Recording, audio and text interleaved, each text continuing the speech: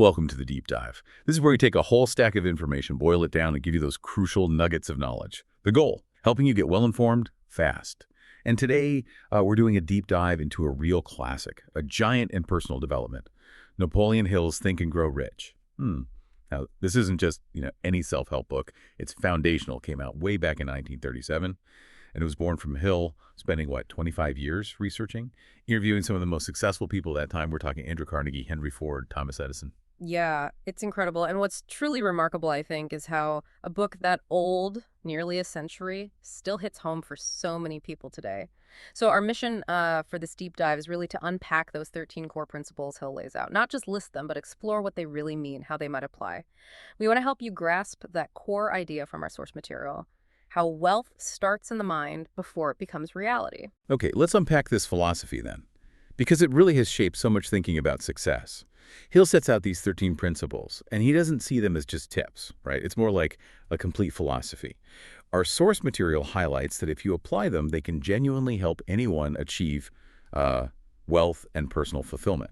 So let's start at the very beginning. Where does Hill say it all begins? Well, what's key here, right from the outset, is Hill's absolute focus on mindset. That's the non-negotiable starting point, the first few principles. They aren't about doing things externally. They're all internal states. So, principle 1, desire. The source calls it a strong, burning desire for a specific goal. That's the absolute starting point of success. Then, building right on that desire is principle 2, faith. This is about having that solid belief in yourself and your goals, and he talks about reinforcing it with things like affirmations, visualization, and then there's principle 3, autosuggestion. This is kind of the mechanism, right? It's about reprogramming your subconscious mind through repeated affirmations and positive self-talk. Okay. That first one, desire. It makes me stop and think. It's clearly not just like casually wishing for something, is it? It sounds much more intense, almost obsessive, maybe. This burning desire, backed up by a belief system you're actively building yourself.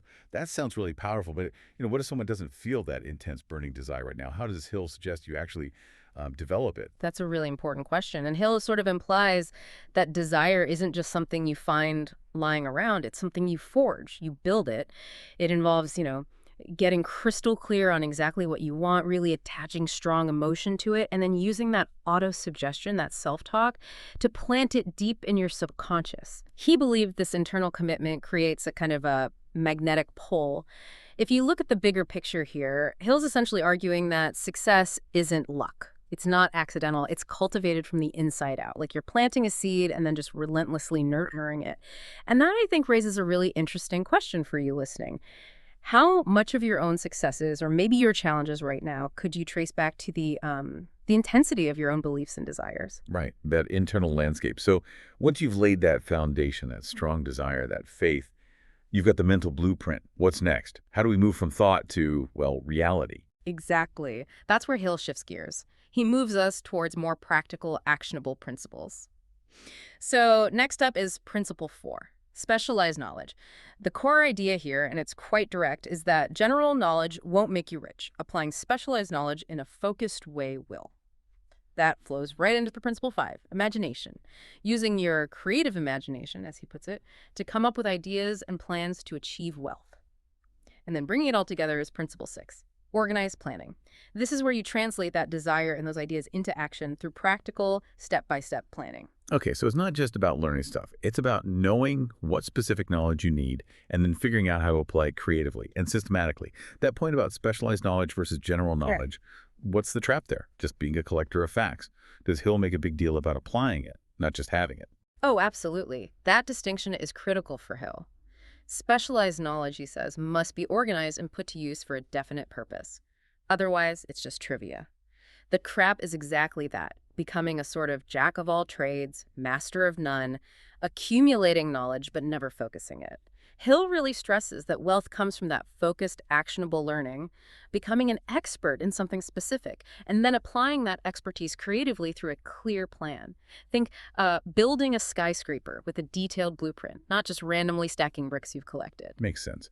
And then comes the part that, probably trips a lot of people up, the actual doing. The execution. This must be where the growing rich part really kicks in, separating it from just thinking. Indeed. This is where the sheer willpower comes into play. These next principles really underscore that. Principle 7, decision. Hill is very clear. Successful people make firm decisions quickly and change them slowly, if ever. No waffling. And that pairs directly with Principle 8, persistence. Basically, stick to your plan despite obstacles. He calls persistence the key to turning desire into reality. Yeah, that really hits home, the importance of actually following through. It's easy to dream, right? But doing the hard work day in, day out, especially when obstacles pop up, that's different. Hill emphasizes quick decisions. Why the speed? Is the danger just procrastination, or is there something else he saw in indecisiveness? Yeah, for Hill, indecision was like a major dream killer. Making decisions quickly once you have the facts you need stops that mental back and forth, that second guessing that just drains your energy and lets doubt creep in. It's about committing, going all in, and then letting that persistence muscle carry you forward. Now, a lot of journeys, they falter right here. It gets tough. But Hill also points out something crucial. You don't necessarily have to grind it out completely alone.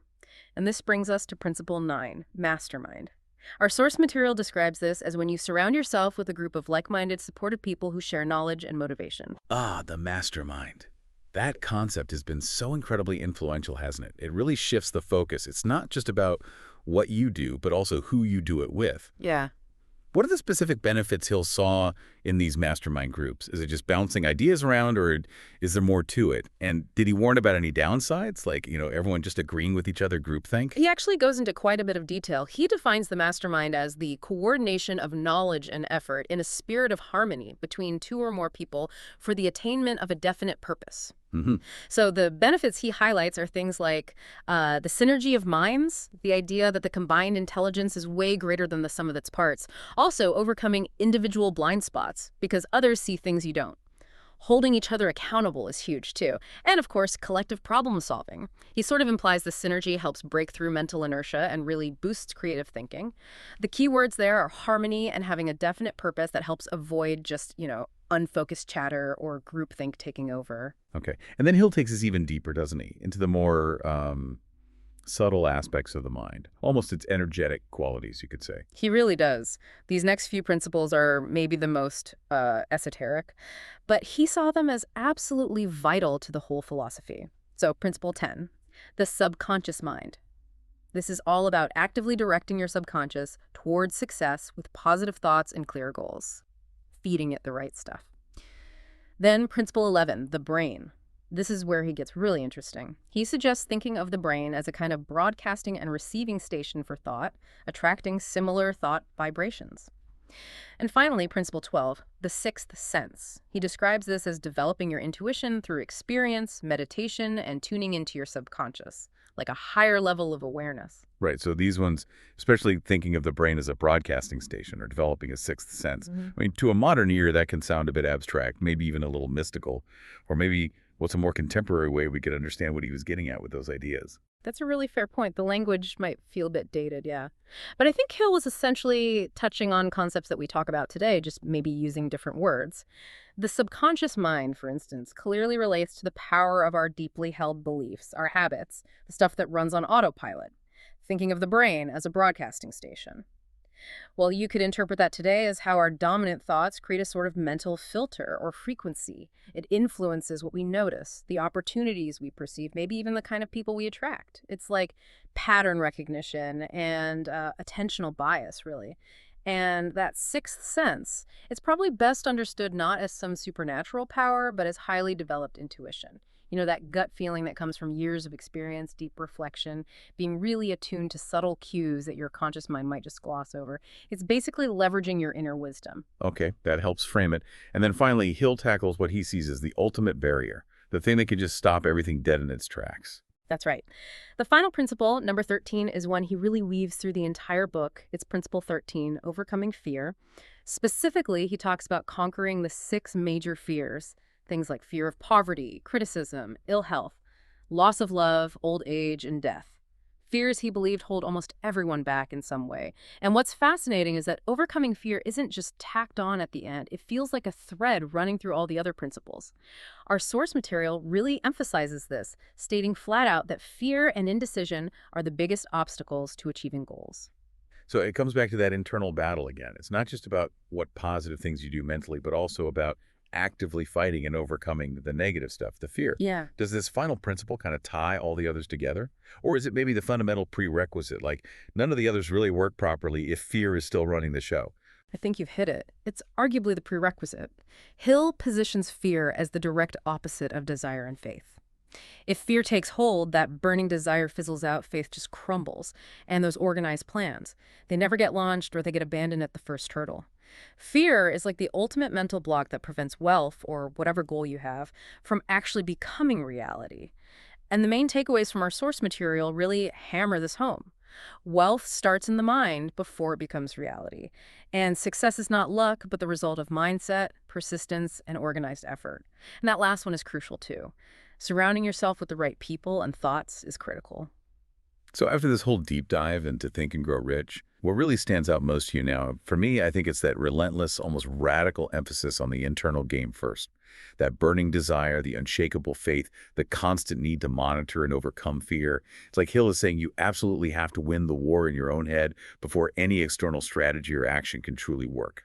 Yeah, I agree. And if you connect that to the bigger picture, it strongly suggests us that success, maybe in any field, might be less about the specific what you're doing Yeah. and much more about the unwavering how you approach it, particularly the mental discipline, the emotional control you bring to the table day after day.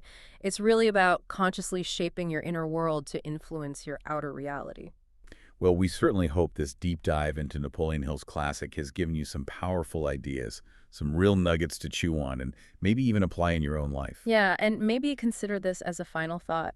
If that path to achieving your goals, whether it's wealth or personal fulfillment, truly starts with that burning desire and unshakable faith, Oh. what's one single, maybe audacious goal you would allow yourself to desire right now without immediately getting bogged down by how you'll achieve it? Just trusting that the how might actually start to emerge once the what is truly deeply solidified in your mind.